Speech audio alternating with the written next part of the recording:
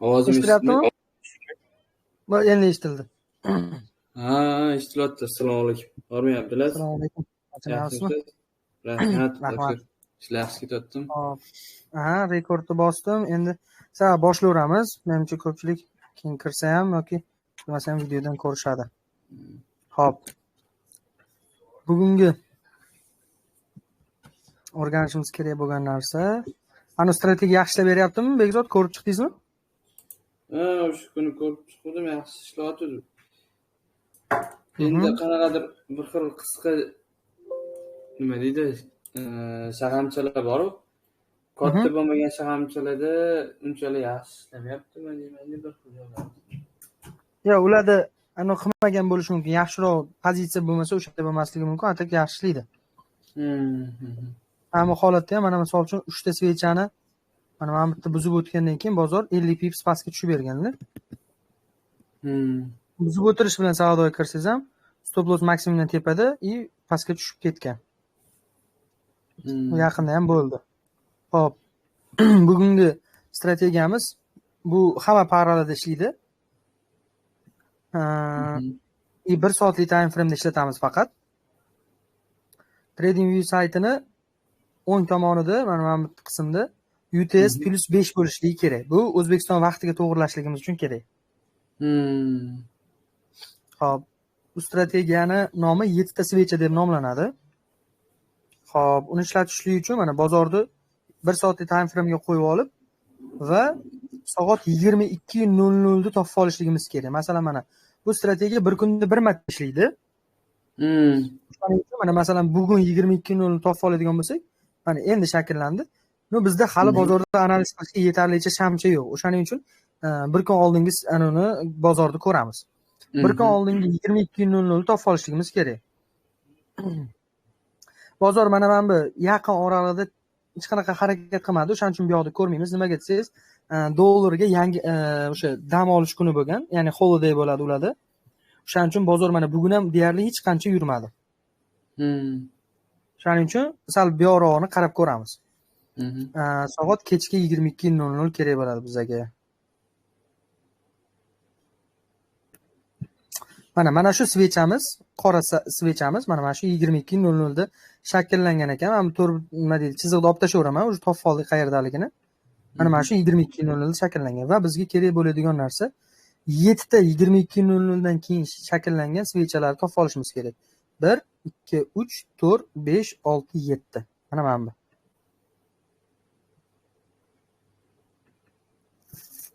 Va uni biz to'rtburchakchaga belgilab olamiz. Endi to'rtburchakka belgilayotganimizda o'sha 7 ta svechani eng minimumi va eng maksimumi kerak bo'ladi mana. Hammasini shu bitta to'rtburchakka olib olamiz mana. 1 2 3 4 5 6 7. 7 ta svecha qoplandi. Eng minimumini ham oldik, eng maksimumini ham oldik. O'sha shag'amchadan keyingisidan boshlanadi, to'g'rimi? O'zi ham kiradi, o'zi ham. O'zi ham kiradi. 22 dagi ham kiradi, oxirdagi ham kiradi. Ya'ni mana bunda ham qilib qo'yishimiz mumkin emas. Ya'ni ustiga qo'yishimiz kerak mana. Agar orasida misol uchun o'rtadagi svechani minimumi sal pastroqda bo'ladigan bo'lsa, masalan, mana bu svechani dumi pastroqda, mana bu yerda bo'ladigan bo'lsa, buni o'shanga qarab tushiramiz. Hozir maksimum anunda qarab ekan. Endi bu strategiyamiz maslahat bermayman, qachon ishlatmaslikni. Mana bunaqa holatda ishlatmagan yaxshiroq. Maksimalniy darajada to'rtburchagimizning shakli bunaqasiga bo'lish kerak, ya'ni. Ya'ni bunaqangi katta bo'lib ketib qolsa ishlatmagan ma'qul, lekin ishlaydi, ishlamaydi emas. Faqat nimasi noto'g'ri bizga to'g'ri kelmaydi, o'shanisini hozir tushuntirib o'taman. Ishlash tartibi qanaqa? Xo'p, soat necha? 5:00 da oxirgi svechamiz tugab, 6:00 da keyingi svechamiz ochilar ekan. Ya'ni bizda soat ertalab 6 da turganingizda sizda mana shu analizni qila olasiz ekan bemalol. Men soat 7, 8 larda ham bemalol ishlatsak bo'laveradi. Prosta analiz shunaqaki, bu 7 ta svecha shakllanib bo'lgandan keyin analizni nima deydi, strategiyani mohiyati shunaqaki, yuqoriga 10 pips atrofida, pastga 10 pips atrofida bozorga savdoga kirishga limit qo'yamiz. Ya'ni limit emas, prosta mana shu yerda analiz qilib qo'yamiz, mana shuncha joyda. Bozor agarda qaysi tomonni birinchi buzib o'tsa, kuni bo'yi o'sha tomonga qarab harakatlanish ehtimoli bor. Mana kuzatib o'tyapmizki, birinchi tepaga buzib o'tgan, va yuqoriga qarab ko'tarilib ketgan. Stop loss esa to'rtburchakni pastida bo'ladi. Mana shu tepadan kirgan bitimimiz uchun tepada pastdan kirgan bitimiz agar pastni buzib qo'yganda edi, biz stop lossimizni mana bu to'rtburchak tepasiga qo'yardik. O'shaning uchun men aytamanki, to'rtburchakning shakli bunaqangi baland bo'lib ketib qolsa, stop lossimiz shuncha katta bo'lib ketib qoladi. Demak, mana bu qizil liniyalarimiz bizni savdoga kirishimiz kerak bo'lgan joy. Birinchi qaysi tomonga bo'lsa, o'sha tomonga. Bu yerda hech qanaqa stop loss urilmagan, mana bozor ko'tarilib, sразу yana tepaga ketgan. Take profit masalasi. Hozir savdoga qayerdan kirishimiz, stop loss qayerga o'rnash tushunib oldingiz, ha? Masalan, mana stop loss haq qo'yapti hozir. SL mana bu yerda bo'ladi. Bu nimaniki? To'xtang, tekstda yozib beray buni. Mana buni ham chizib olaman hozir. Minimumga qo'yayotgan ekanmiz, to'g'rimi? Minimum shahamcha. Da. Endi ikkita hozir hamda yozaman-da. Tekst qilib yozib qo'yaman. Buy savdosini stop lossi mana bu qorada bo'ladi.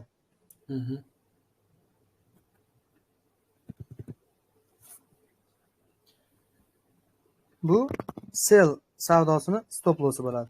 Men buni saqlanib qilaman. Gruppaga tashab qo'yaman hozir. Keyin bitta savol bor edi. Oltin bo'yicha o'tgan sizlar strategiya o'rgatdingiz-ku. O'shanda 3 ta shag'amchadan keyin buzib o'tish kerak edi. Buzib o'tganda faqatgina tanasi buzib o'tsa hisoblanadimi yoki soyasi buzib o'tsa ham soyasi ham hisoblanadi. Soyasi ham hisoblanadi, lekin bozorga iloji boricha tanasi bilan buzgandan keyin qarashlikka harakat qilish kerak edi. Chunki bir xil holatlar bo'ladi. O'sha agar soyasi bilan o'sha buzishi bilan savdoga kirsangiz, sal risk qilgan bo'lasiz. Agarda uni kutib, addushi kutib, uni boshqa yana sabablar topib orqaga qaytgan paytda savdoga kirib olsangiz, unda endi juda sekin ayyorlik bilan bunday shoshmasdan kirgan bo'linadi-da. Xo'p. Yetti svechani demak belgilab olganimizdan keyin qizil liniya 10 pips tepada buni ham lineyka orqali hisoblasak ham bo'ladi. Taxminan 10 pipsdan 20 pipsgacha. Hozir bu 20 pips bo'lib ketib qolgan, juda baland bo'lib ketgan. Tillada o'zi 10 pips juda kichkinada. Valyutni paralarda masalan 10 pipsimiz mamduyroq bo'lib ketadi. Chunki ular boshqacharoq baribir. 10 pips qo'yib, qaysi tarafga birinchi bo'lsa, o'sha tarafga savdoga kirib olsak, mana bozor yuqoriga ko'tarilib ketgan. Endi take profit topish masalasi bor. Take profit topishimiz qanaqa bo'ladi? U qancha pips ko'tariladi? O'shani aniq qilib bering siz. Bunda bizda Fibonacci degan narsa bor. Bozorning chap tomonida 1, 2, 3-chi bitoncha anonda turibdi. Stolbikchada turibdi. Mana shu birinchida turgani. Bu yoqda mana Fib retracement deb yozilgan. Bu Fibonacci juda ham ko'p ishlatamiz hali bu Fibonacci'ni. Ko'p narsaga kerak bo'ladi. O'shaning uchun mana shu Fibonacci'ni birinchida turgan Fibonacci'ni olamiz. Qarang, birinchisi buy savdosini tushuntiraman. Ya'ni yuqoriga bitim ochganimizda biz qayerga qo'yamiz take profitimizni, qayergacha boradi. Buning uchun mana shu to'rtburchakning maksimumidan minimumiga Fibonacci'ni tortamiz mana. Tortgan paytimizda bizda take profitlarimiz quyidagilar. Fibonacci'ning ustiga bitta bosib nastroykasiga kirib urvinlarni qo'shib olishimiz kerak. Bu yerda yo'q ekan bir xil urvinlar. Bizga kerak bo'ladigan urvinlar quyidagilar. Hozir men yozib chiqaman. 1618 mana 1618 bor ekan. Keyingi urvinimiz 2618. Keyingisi 3618. 3618 pastda bor ekan va 4618. Xo'p, bozor bizda bitta take profitimizni uribdi xolos. Bu ham 1618 edi. Ikkinchi take profitimiz mana 2618. Uchinchisi 3618, 4618. Ya'ni bu yerda shuncha take profit bu nima degani, qanday bo'ladi desangiz, quyidagicha ishlanadi. Masalan, bitimni ochamiz-ku shu yerdan foydaga. Masalan, bozor foydaga ketgan sari birinchi take profitga yetganda bitimimizni misol uchun yarmini yopishimiz mumkin. Yoki mana shu bitimni 4 ta bitim ochishimiz mumkin shu yerdan. Deylik 001 dan 001 001 001 4 ta bitim ochadigan bo'lsak, har bitta take profitga yetgan paytda bittasini yopamiz. Ya'ni bizda hali strategiyalar ko'p unaqa, o'sha take profit soni ko'p bo'lgan strategiyada 3 ta 4 ta take profiti bo'ladi. O'sha paytda qanday ishlanadi? U paytda ko'p bitim ochilinadi. O'sha har bitta take profitni o'rniga o'shani qo'yib qo'yamiz. Bitta take profit urilsa, bittasi o'zi yopiladi. Ikkinchisi urilsa, ikkinchisi yopiladi.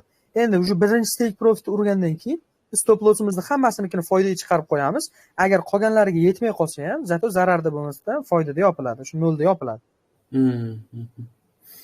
Bu holatda o'zi juda baland bo'lib ketganda, o'shaning uchun buni olmaganimiz ham ma'qulroq edi. Endi boshqa valyutniy paralarda bitta ko'rib chiqamiz. Mana masalan, любой boshqa parani topaylik. Mana bittasiga bosaman. Mana Audi Chef.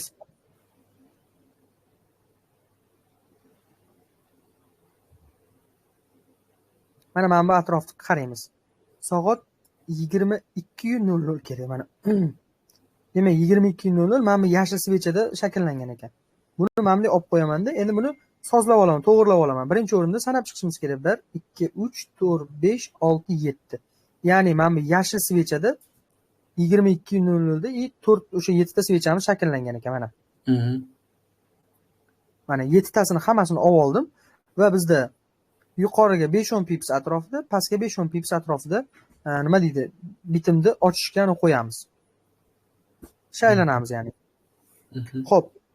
O'zi borku 5-10 pips qo'ymasdan turib qaysi tomonni birinchi buzsa ham savdoga kirsak bo'ladi. Bu ham riskli bo'ladi-da. Qachonki buzib o'tsa, mana 5-10 pips o'shanda ishonchliroq bo'ladi, o'shaning uchun qilsak bo'ladi shunaqa. Endi qarang. Masalan, bu endi o'z-o'zidan ma'lum yuqoriga buzib o'tib ketib qolgan, to'g'rimi? Yuqoriga buzib o'tgan, undan keyin bizda stop lossimiz qayerda bo'ladi? Pastda.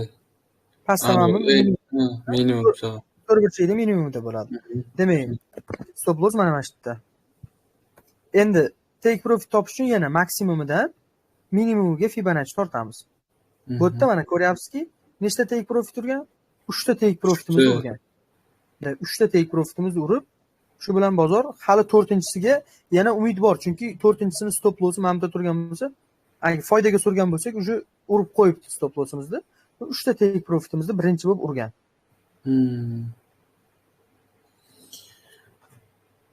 Hozir yarmini yopishni ham aytdingiz, yarmini yopsak bo'ladi masalan, birinchi yoki ikkinchiga kelganda. Masalan, $100 qo'ygan bo'lsak, yarmini yopsak, shunda qancha foyda qarang, biz $100 qo'ymaymiz, bizda lot bilan ochiladi, to'g'rimi?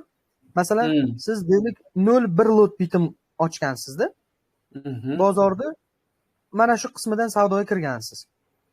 Mana shu yerga kelganda yarmini yopsangiz, sizda balansingizga shu yerga kelganda nech pul foydada turgandi? Masalan, deylik $60 foydada turgan bo'lsa,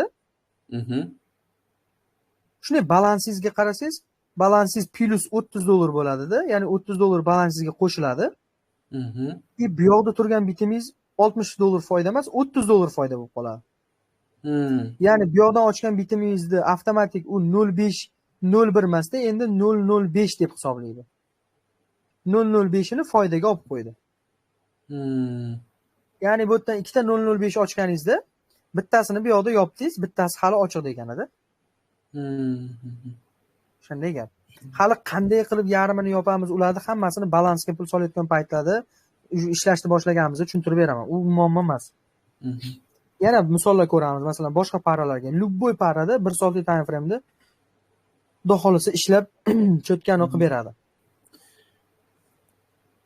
Iloji boricha mana bunaqa joy bo'lish kerak-da, mana masalan, mana bunaqangi kichkina svechalar bo'lsa zo'r ishlaydi. Chunki bozor harakati kam bo'lgan bo'ladi. Mana 22:00 dagi svecha mana bunda. Men buni chizib o'tirib 7 dan sanab o'tiribman. O'zi bilinib turibdi, tepaga buzib o'tgan. Misol uchun mana bitta savdoga kirilgan, tepaga buzib o'tilgan, nechta take profit urganini topib olishimiz kerak. Baribir e'tibor bilan qaraylikchi, nechta take profit urgan. Mana shunaqa holatda sanab chiqamiz mana. 22:00 manba ekan. 4 da yopiladi o'sha. 4 5 6 7 soat 4. Shu 5 da o'sha keyingisi shakllangan bo'lar ekan. Tillada faqat 6 da keyingisi shakllanadi. Chunki tilla valyutadan sal kechroq ochiladi-da. Mana 7 dan belgiladik. Qarang, tepaga buzib o'tyaptimi? Bo'ldi. Yana tepaga savdo bitimini ochaveramiz. Sirazi buzib o'tish bilan kirsangiz ham yoki 5-10 pips tepadan kirsangiz ham stop lossingizga umuman yaqinlashmagan. Mana bu yerda buzmasdan oldin yaqinlashgan. Mana hali buza olmadi tepani. bitta pastga tushyapti. Sizni bitimingiz foydada turibdi ham, zararda ham emas, foydada ham emas. Endi mana bu yerda уже buzib o'tishi bilan bitim уже сразу foydaga o'tdi. Sal pastroqqa tushib atkat bergan mana bu qismga. Bozor yana ko'tarilishda davom etdi. Endi e'tibor bering bo'ladi. Yana Fibonacci'ni olamiz. Mana bunday qilib tortamiz. Nechta take profit turgan? Bu yerda ham 3 ta, даже 4-inchisiga ham ozgina qolibdi. Masalan, 3tasini urdi. Keyin qaysi paytda yopish qanaqa qilib hal qilamiz buni? Ularga take profitni bozorga o'rnatib qo'ysangiz, o'zi yopadi avtomatik.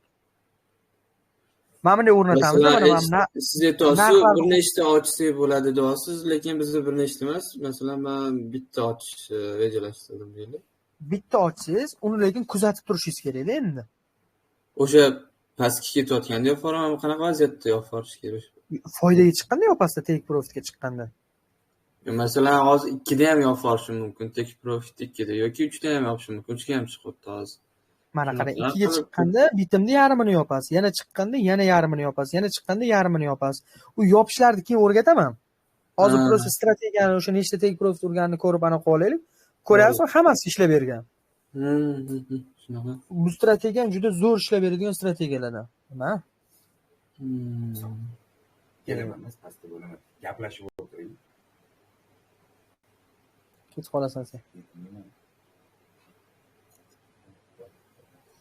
Keyin mana bu yerda hammasi o'sha nima deydi, cho'tki ishlab bergan, ko'p o'rganayotgan strategiyalarimiz e'tibor bersanglar, bozorda просто anaqa nimadir ishlamaydigan joy emas. Mana hozir men tayyorgarlik ham ko'rmaganman, sразу bitta topyapman, sразу ishlab ketgan bular.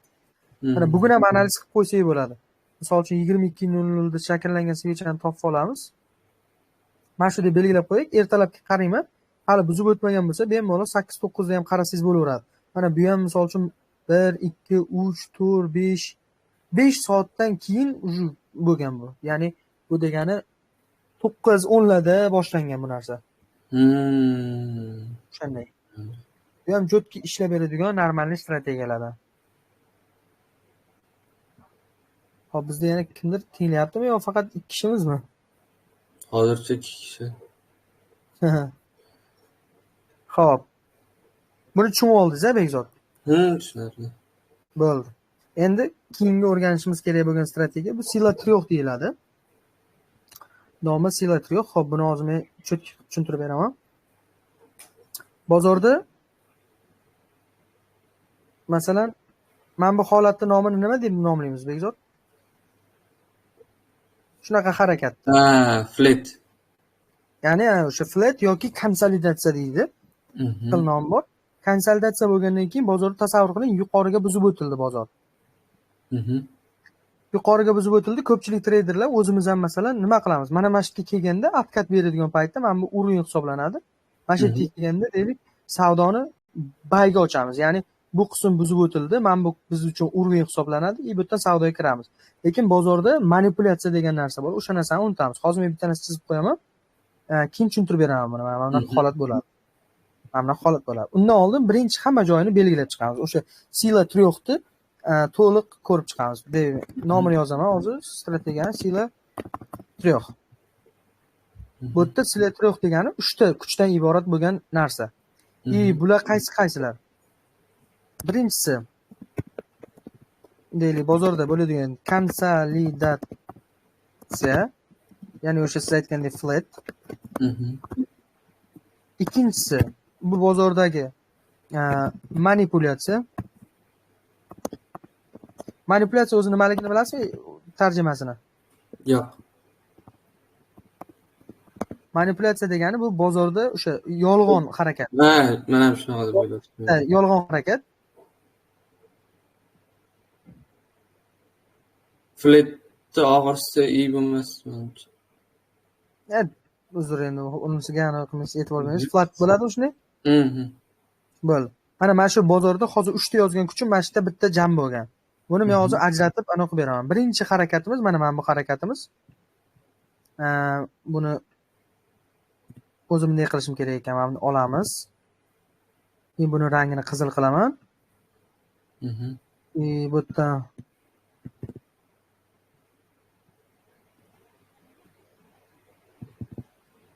buni deylik yashil qilamiz. Yo'q, yashil bo'lib qolsin. Keyingisi rasmga olib qo'yaman, sizlarga ham mana bo'ladi-da. Shpargalkadek bo'lib turadi. Ko'k qilamiz bunisini. Mana o'sha harakatlarimiz o'zi pastda o'sha birinchisi konsolidatsiya, o'sha flat zona, ikkinchi to'rtburchagimiz bizda mana bu polniy mana shu yergacha manipulyatsiya hisoblanadi. Mana bu manipulyatsiya tugagandan keyingi holatimiz yuqoriga bo'ladi. Bu bizda distributsiya bo'ladi. Qanday ishlaydi bu? Hozir ko'rsatib beraman, tushuntirib beraman. Mana qarang, bozorda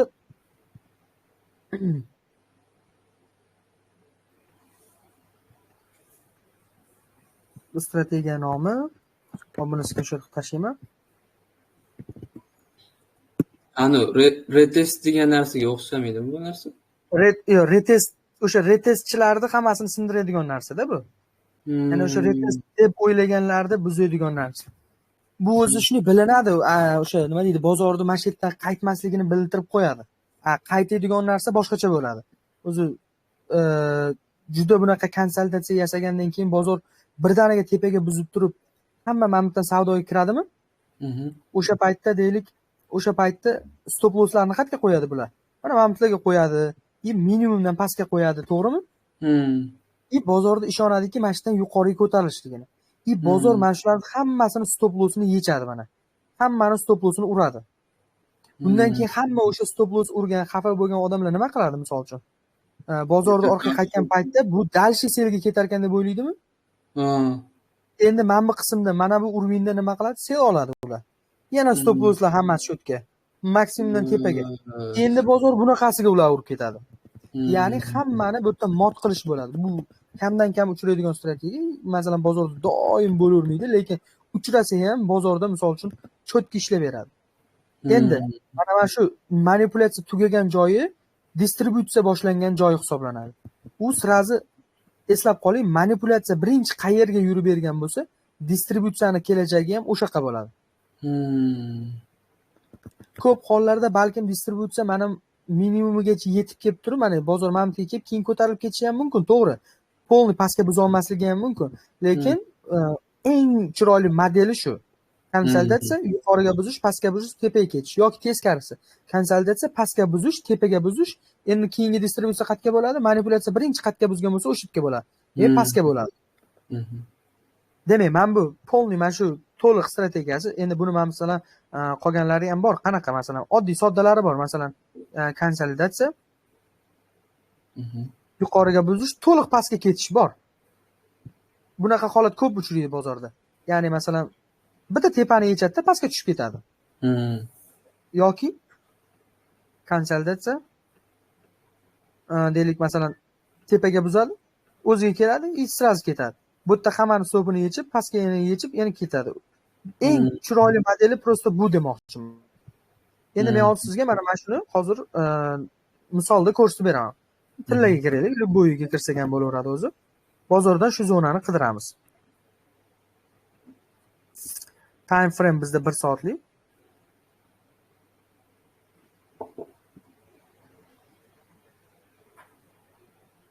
Mana bu holatda ham bo'lgan bu narsa. Qarang. Bozorda mana bu yerda boshlandi. Konsolidatsiya boshlandi. Mana yuqoriga buzib o'tirish, pastga buzib o'tirish, mana. Ko'rdingizmi? Hozirgi narsaga tushadimi, yo'qmi? Idealni konsolidatsiya, yuqoriga buzish, tepaga buzish. Endi prosta bu yerda qancha tepaga ketadi, pastga ketadi, bu noaniq. Faqatgina pastga mana shu distributsiyani topib olish, bu yoqda qolgan strategiyalar bo'yicha bo'ladi. Hozir men bitta narsa tortib qo'yadim, mana bitta.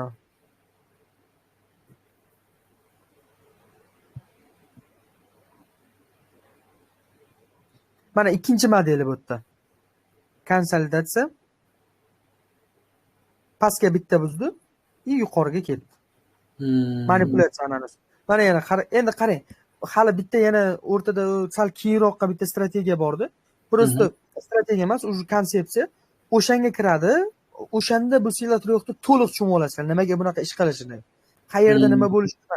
pastga buzib sразу tepaga ketadimi yo pastga birinchi buzib tepaga buzib keyin pastga ketadimi unisini keyin aniq tushunib olasizlar. Hozir masalan salgina uni qayerdan aniqlab olsak bo'ladi deb tushunmay qolsangiz, shunaqa savol paydo bo'ladi.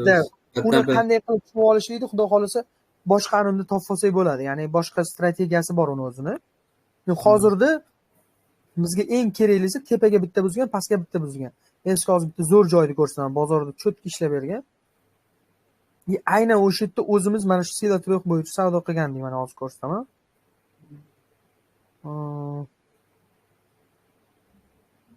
Mana bu holatda ham e'tibor berib qarasangiz bo'lgan o'sha narsa. Qarang.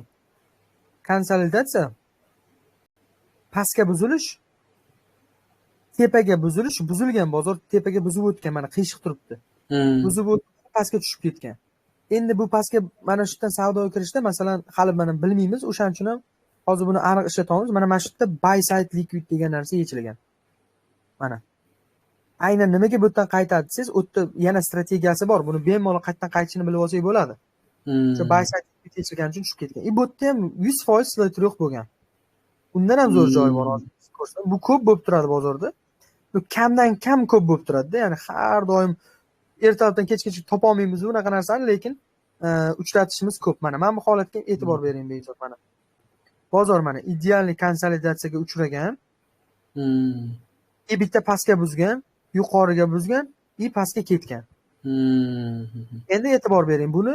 Mana masalan siz qanday buni tepaga ketib pastga ketishini bilsangiz bo'ladi. Pastga buzib bo'ldi, siz ko'rdingiz. Endi yuqoriga buzgan paytda qaytdan qaytishini qanday bilamiz? Mana bu yerda e'tibor berib qarasak, bozorda nima shakllangan? M patterni. Bu nima o'zi? Mana bu qism. Urvin. Urvin. Mana urvin. Mana bu qismda bozorda ko'tarilish, yana shu yerda ko'tarilish, bu yerda yana qarshilik, mana bozordan bu yoqdan xuddi shu joydan tushib ketgan. Birlashtirsak bo'ladi hamma narsani. Menimcha bu yerda yana nima bor? 618 ham bor ekan shu yerda. Hali bu narsaga yetib kelmadik. Fibonacciga uni ham o'rgataman, xudo xolisa.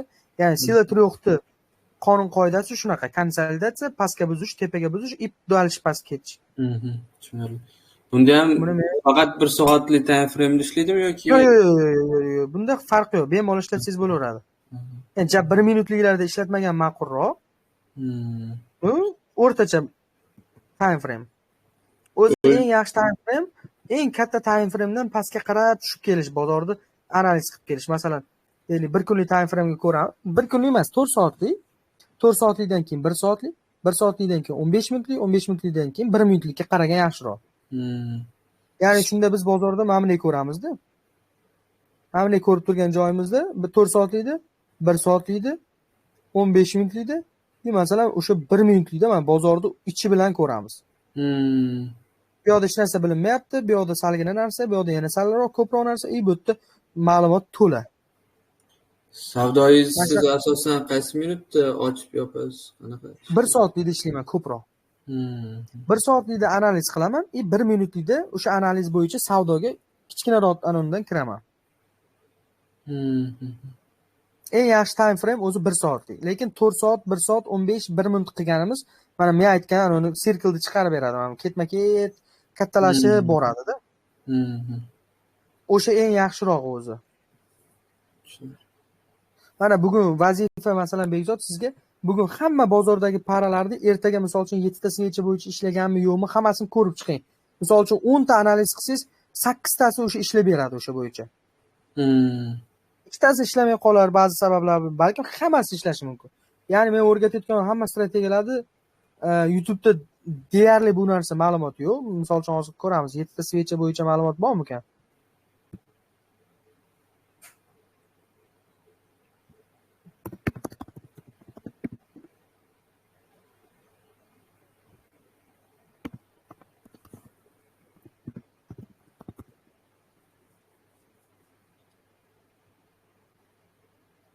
Unaqa strategiya ko'rsatilmagan даже. Yani 7 ta svecha degan unaqa strategiya deyarli yo'q. Deyarli emas, umuman yo'q o'zi. Svechada sal xatolik ketib qolmadi. Yani farqi yozib yordimda. Candlestick deb yozsak ham bo'ladi.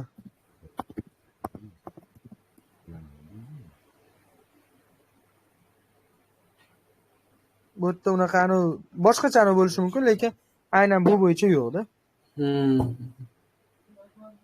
Tushundingizmi? Sila Trio ham deyarli yo'q. Buni ham qidirib ko'rsangiz bo'ladi, o'zingiz uchun ma'lumot uchun. Ko'proq yaxshi ishlab beradigan borda. O'shandan bitta berib turinglar.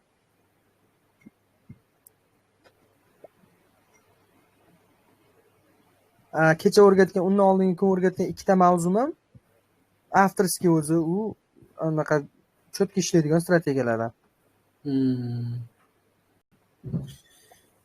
Hozir strategiyalar miqdori ko'p bu. O'rgatadiganingiz ham strategiya miqdori ko'p bo'ldingmi? O'rgatadiganingiz ham. Shularni hammasini o'zingiz qo'llaysizmi? Sizda qoladimi demoqchiman-da. Hammasini qo'llaymiz. Masalan, u joyiga qarab-da endi. Lekin Bekzod mana bunaqa narsa. Price action'ni o'rganib bo'ldik. Uje mana trend liniyalar tortish, o'rinlar bilan ishlash bu price action kiradi-da. Switch analiz. Undan keyin SMC degan narsa bor. Eshitganmisiz? Sizdan eshitdim. SMC degan narsa bor. ICT degan narsa bor. Bular conception hisoblanadi. Katta bitta oiladek gapda. Ya'ni ICT da ishlatadiganlar umuman ham trend liniyalar chizib o'tirmaydi. Umuman ishlatmaydi. SMC da ishlatadigan SMC ham boshqacha ishlaydi. ICT ham boshqacha ishlaydi. Price action bu alohida konsepsiya. Mana shu hamma konsepsiyaning ichidan o'rganib ketaveramiz. Masalan, ICT ga hali to'liq kiramiz, SMC ga to'liq kiramiz. O'sha paytda siz qaysi bo'yicha analiz qilishingizni o'zingiz aniqlab olasiz.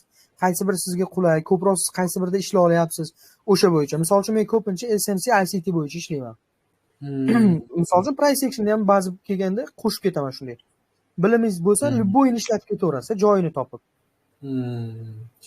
Tabortiga shu yaxshiroq. Siz biron joyda kutib o'tirmaysizda, ko'rgan joyingizni qaraysiz, hamma narsa to'g'ri kelyaptimi, tirs bosib savdoingizni ochaverasiz. Hali u dars o'rtalariga oxirroq kelganimizda o'sha savdoni tushunib olasiz, qanday qilish kerak, nima qilish kerak. Hozir faqat mana strategiyalarni o'rganib ketsak, bular qarang, hammasi ishlaydigan strategiyalar. Faqat qo'llashni o'rganib ishlatsangiz bo'ldi. Demo shot ochib, shu bo'yicha ishlab ko'rib, ana qilsangiz bo'ladi. Uyga ispoq quyidagicha bo'ladi. Mana shu ICT debman. Sizlar Trio bo'yicha bozordan har xil paralardan 2-3 ta mana shu bo'yicha topishlik, mana shu joy mana shunaqa konsolidatsiya hamda to'rtburchaklarga bo'lib screenshot tashlab olsangiz, 7 ta switch bo'yicha 5-6 ta paralardan ertangi kun ishlaganini topib tashlab olsangiz, tekshirib beraman. Bugunga ikkita mana shu strategiyamiz bo'ladi. Mana shu strategiyani yaxshilab tushunib, qolganlarini ham повтор qilib ana qolasizlar. Yana aytarsizlar, xudo xolasa ana qilib, yana qaysidir tema bor. Ularni o'tib bo'lganimizdan keyin to'liq ICT SMC ga kiramiz sekin-sekin.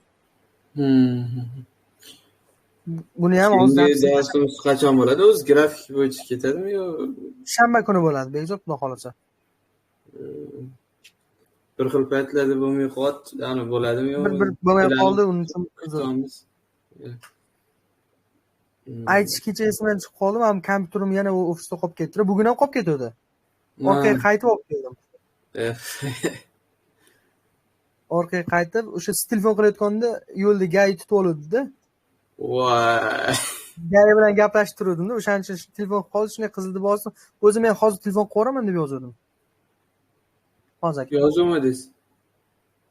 Ha, menda screenshot bor, ana ketmagan SMS. Qizil unda bo'lib qoldi. Nima bo'ldi? Qanaqa qilgan ketishdingiz? Bo'ldi, qo'yib yuborib, просто проверка ekan, o'sha tonirovkani gaplashib turdik. O'shanda. Mana shu. Olsam, bugun darsdan o'qilamiz. Bekzod, sizga hozir saqlanib bo'lishi bilan tashlab qo'yaman. Bo'ldi. Zo'r bo'lardi. Bo'ldi, rahmat Bekzod, dars qilganingiz uchun. Rahmat sizga ham katta. Mayli. Xo'p, charchamang. Ishlaringizga. Mayli, yaxshi dam oling Bekzod. Xo'p. Xo'p.